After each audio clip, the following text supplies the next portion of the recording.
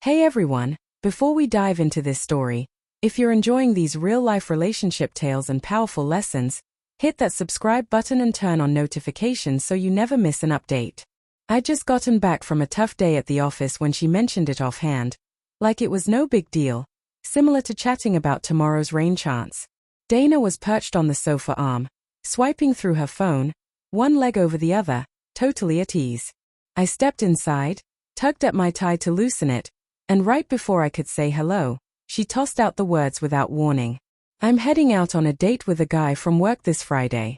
This isn't infidelity. For a second, the statement didn't sink in. It hung there in the space between us. Ridiculous, unbelievable, like a bad dream. Everything around me seemed to go silent. No noise, no motion, just her words bouncing inside my head. I looked straight at her, scanning her expression, hoping for a grin, a chuckle, the classic just messing with you. But she stayed steady. No flicker. She was serious. My heart raced hard in my throat, yet on the outside, I kept it together, stuck in spot like a guy blindsided by a sudden surge.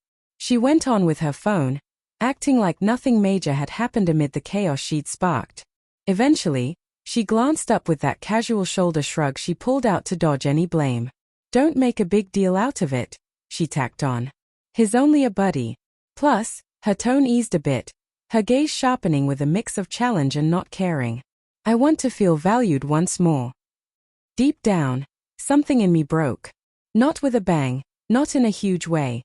Softly, like the initial fracture in frozen water right before the surface gives way entirely.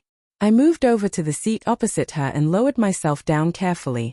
My arms felt like lead, my breathing constricted, but I spoke evenly. So, this buddy of yours, did he say he values you? She seemed caught off guard that I wasn't yelling. She'd braced for a blow-up. Not this cool, even response. Her mouth tensed, and for a quick moment, she appeared remorseful, but it passed fast. Then she sat taller, lifting her head. He actually pays attention, she replied. And he picks up on stuff you miss. She figured that would silence me, crush me, send me retreating. But no, instead, a sense of peace washed over me, profound and intentional, like emerging from a downpour into clear sight. I reclined a little, observing her differently now, with vision no longer blurred by affection, avoidance, or the wish she'd return to the person I wed.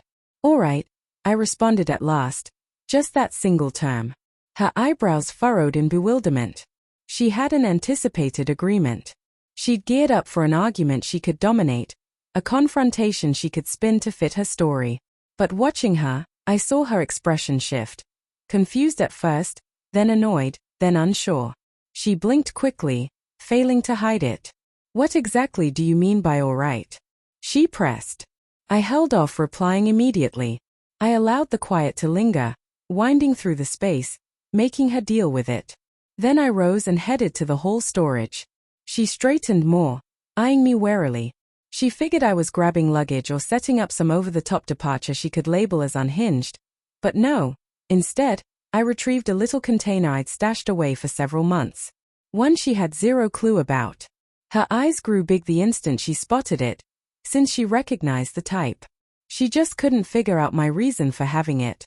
Her puzzlement sharpened as I placed the container on the table in front.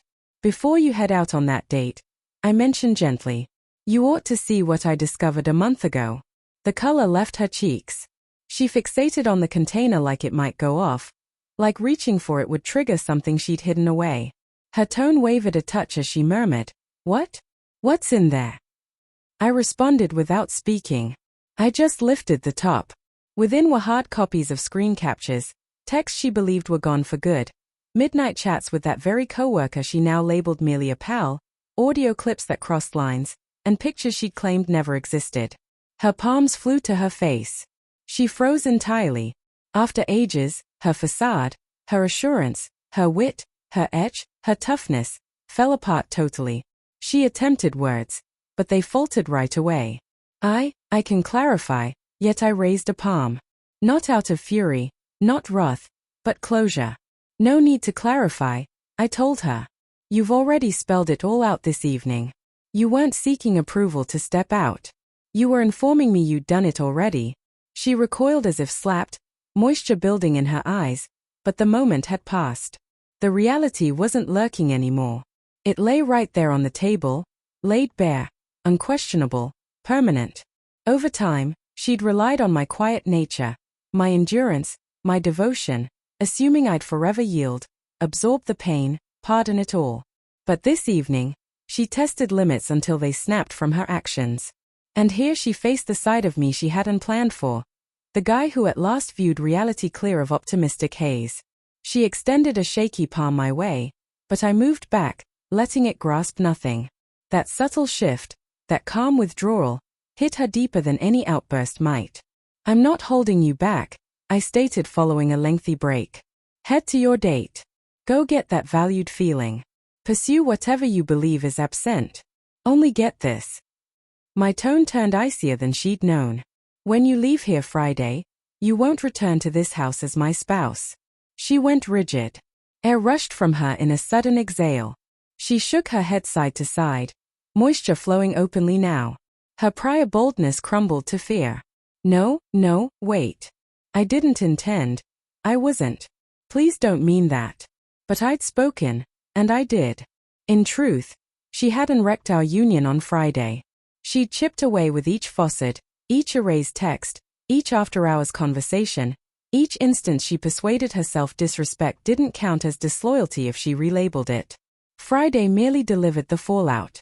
And as she trembled there, gazing at the container of proof, the remains of what we had, she at last grasped the gravity of her decisions. That evening, she realized betrayal doesn't always erupt loudly. At times, it caves in softly, like a structure weakened from below long before cracks show. And as I passed by toward the bedroom, one fact lingered in the room like a chilly gust. She anticipated a battle. What she received was closure.